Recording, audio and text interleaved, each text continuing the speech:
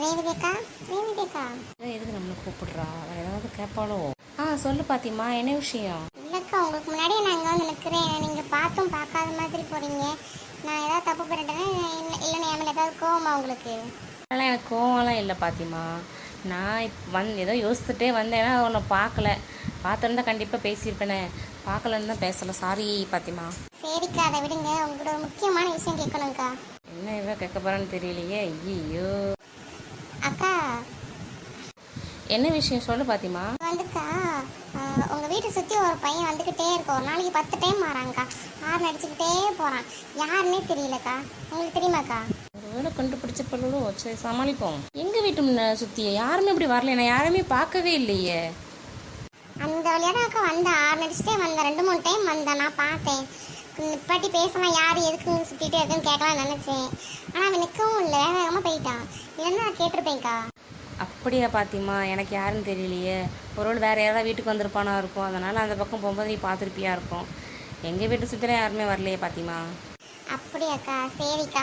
சரி, நீங்கள் எங்கே இடம் வரைக்கும் போகிறீங்களாக்கா? ஆமாம், அங்கே தான் போகிறேன். போயிட்டு பேங்க் போயிட்டு கொஞ்சம் காசு எடுக்க வேண்டியது இருக்குது.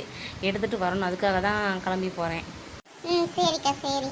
எப்பா இவங்களை சமாளிக்கிறதுக்கு உள்ள ஆயிரும் போல இருக்குது. நல்ல வேளை இந்த மஞ்சள் முடிக்கணும்னு விஷயம் தெரியல. தெரிஞ்சிச்சுன்னா அவன் என்ன சும்மா விடுவாளா? ஏய் உமா, அங்கே பாரு யார் நிற்கான்ட்டு. இன்னைக்கு இவளுக்கு இருக்குதுடி.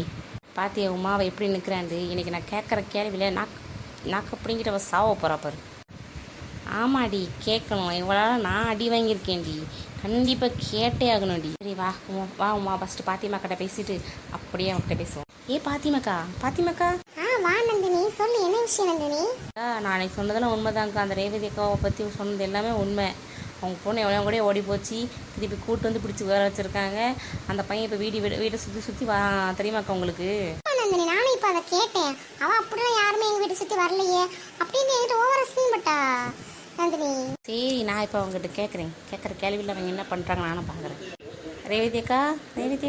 ஐயோ, மஞ்சள் முடி வந்துட்டாளா? இன்னைக்கு அவளந்தான். சரி, சமாளிக்கிறதுல தான் நம்ம தான் கில்லாடி வச்சேன். என்ன நந்தினி, சொல்லு, என்ன விஷயம்? அன்னைக்கு நான் சொன்னதுக்கு என்ன அவ்வளோ திட்டுனீங்க அம்மாவும் பொண்ணும் சேர்ந்து? இன்னைக்கு என்ன அதெல்லாம் உண்மை போல இருக்குது. எங்ககிட்ட போய் சொன்னீங்களா? ஒரு பையன் உங்கள் வீட்டை சுற்றி வரானா? நான் எங்கே போய் சொன்னேன்? நான் சொன்னதெல்லாம் உண்மைதான்ப்பா. என் பொண்ணுலாம் ஓடியும் போல ஒன்றும் பண்ணல. என் பொண்ணு எங்கள் வீட்டில் தான் இருக்கா. அதான் அன்றைக்கி பார்த்தி உன் கண்ணால். என் கண்ணால் பார்க்காதான் செஞ்சேன். உங்கள் பொண்ணு ஓடி போச்சா, நீங்கள் போய் கூட்டிகிட்டு வந்தீங்களா? இப்போ அந்த பையன் உங்கள் பொண்ணை சுற்றி வரானா? அந்த பையன்டே நான் கூட்டு நிப்பாட்டி கேட்டேன் என்ன விஷயம் அப்படின்ட்டு. அவனே ஒத்துக்கிட்டான். உங்களுக்கு என்ன அடியே? அடுத்த வீட்டு விஷயத்தில் உனக்கு என்ன தெரியும் தலையிடுற? நீ எதுக்கு தலையிடுற என் வீட்டு விஷயத்தில்? என் வீட்டில் என்னென்னாலும் நடக்கும். உனக்கு என்ன? என் பொண்ணுக்கு நான் மாப்பிள்ளை பார்த்துருக்கேன். அந்த பையன் எங்கள் வீட்டுக்கு 2-3 டைம் வந்துட்டு போவான். அது என்னடி உனக்கு? அதுக்கு எதுக்கு இப்படி அடிக்கிறீங்க? அடிக்காமல் உங்களால் பேச முடியாதா? குடும்பத்தை பற்றி பேசினா நான் அடிக்கத்தான் செய்வேன். நல்லா அடிப்பேன். அடித்து உன் வாயை உடைக்கிறேன் முதல்ல. என்ன ரேவதிக்கா, அவங்க பொண்ணுக்கு மாப்பிள்ளை பார்க்கிங்களா? அவளே இப்போ தான் 12ஆவது முடிச்சிருக்கா. இனிமேல் காலேஜுக்கு போகணும் 2 வாரத்தில். அதுக்குள்ளே அவளை கல்யாணம் பண்ணி வைக்க போகிறீங்களா? இதெல்லாம் நம்புற மாதிரியாக்கா இருக்குது. இங்கே பாருமா, என் பொண்ணுக்கு நான் கல்யாணம் பண்ணி வைப்பேன். என்னென்னாலும் பண்ணுவேன். உனக்கு என்ன? உன் வீட்டு விஷயத்தில் தலையிட்ட வா. நீ எதுக்கு என் வீட்டு விஷயத்தில் தலையிட வர? அடுத்த அடி உனத்தை எவ்வளோ போது பார்த்துக்க. இவன் நம்மளை அடித்தாலும் அடிச்சிருவோம். அப்போ நம்ம ஓடிடுவோம். பாய் நந்தினி, நான் என்னாலங்க நிற்க முடியாதுப்பா.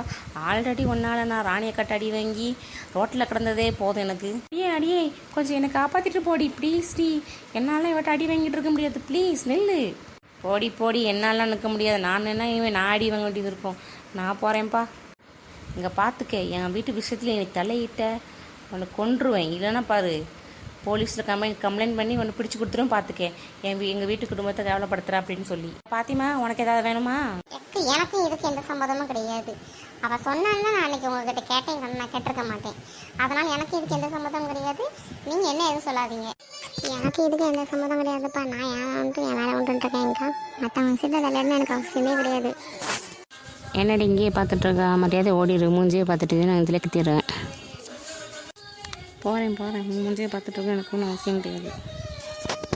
என்னை அடிச்சிட்டாலடி உனக்கு இருக்குடி. உனக்கு என்ன பண்ணுறேன்னு பாரு. அப்பாடா, இவங்க எல்லாட்டேருந்து ஒரு வழி தப்பிச்சாச்சுப்பா.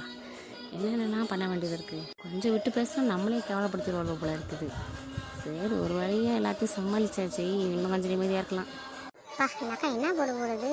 மஞ்சள் மணி இதெல்லாம் தேவை தான். மற்றவங்க விஷயத்தை விளையாடாமல் சொன்னால் கேட்குறாளா? இது வேணும், இன்னும் வேணும். நீ உமா நீ இப்படி இருப்பான்னு நினச்சி கூட பார்க்கல உமா. அந்த பொம்பளை என்னை அடிக்குது, நீ என்னை விட்டுட்டு ஓடி போகிறேன்னு உன்னை அடிச்சிருப்பாங்கன்ட்டு கொஞ்சம் தடுத்து நிறுத்தினீன்னா அவன் என்னை அடிச்சிருக்க மாட்டாள்ல. இல்லடி, அப்புறம் நானும் ஆல்ரெடி ராணி அக்காட்ட அடி வாங்கியே என்னால் முடியலன்னு இருக்கேன். ஒன்றை அடிக்கும்போது நான் தடுத்து அதை திருப்பி என்ன அடிச்சிச்சுன்னா அப்புறம் நான் அவ்வளோந்தான். நான் என்ன பண்ணுறது சொல்லுடி. அப்புறம் எதுக்கிட்டு என்னை விட்டுட்டு ஓடணும்? நீ நின்றுருக்கலாம்ல, ஓரமாக எனக்கு வெயிட் பண்ணிட்டு இருந்திருக்கலாம்ல. விட்டுட்டு ஓடி வர நீ. இல்லடி, அந்த பொம்பளை வந்து என்னையும் ஓடி வந்து அடிச்சிருமோன்னு பயந்து தாண்டி நான் ஓடி போயிட்டேன். நான் ரோட்டில் வரும்போதெல்லாம் அழுதுகிட்டே வந்தேன் தெரியுமா. அது அவ்வளோ அடி அடிச்சிச்சு தெரியுமா. அதை அடித்த ஒவ்வொரு கையும் இன்னும் அந்த வலி அப்படியே இருக்குது எனக்கு. சரிடி சாரி, இனிமேல் நம்ம அவளை பற்றி பேச வேண்டாம். அவளை பற்றி உண்மையை நல்லா தெரிஞ்சதுக்கு அப்புறமா நம்ம பேசிக்கலாம் அவளை வச்சு, சரியா? முன்னாடி அவளை பற்றி பேசணும்னு நினச்சிட்டு இருக்க. அவளெல்லாம் சும்மா விட மாட்டேன்டி. நான் அவளை பள்ளிக்கு பள்ளி வாங்க வேண்டி கண்டிப்பாக. அவளை பற்றி பேசுகிறதுலாம் பெரிய விஷயம் கிடையாது. அந்த விஷயத்த ஆதாரத்தோட நிரூபிக்காமல் விட மாட்டேன் நான் அவளை. நிரூபிச்சிருவோம், இப்போ ஃபீல் பண்ணாத, சரிவா? வீட்டுக்கு போகலாம். சரி சரி, அப்புறமா பார்க்கலாம்.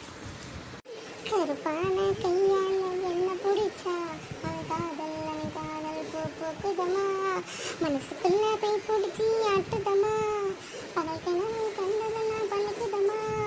பாரு பாரு. என்னம்மா சொல்லுமா, என்ன விஷயம்? சூப்பர் மார்க்கெட் வரைக்கும் போயிட்டு வரியா பாரு.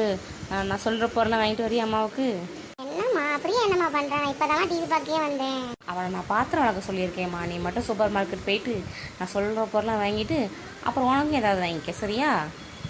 அப்போ எனக்கு ஏதாவது வாங்கினா அவளுக்கு வேணும்னு கேட்பாளே, என்ன பண்ணுறது? நீ வாங்கிட்டு வர வழியிலே சாப்பிட்ரு, அவளுக்குலாம் கொடுக்க வேண்டாம், சரி? சரிம்மா, உடனே போயிட்டு வரேன். அதை மட்டும் எழுதி வை, நான் வாங்கிட்டு ஓடி வந்துடுறேன், சரியா? சரிம்மா, நான் இப்போ எடுத்துகிட்டு வந்து தாரேன். நீ வண்டி எடுத்து ரெடியாக நெல், சரியா? சரிம்மா. சரி, டிவி ஆஃப் நெக்ஸ்ட் போவோம்.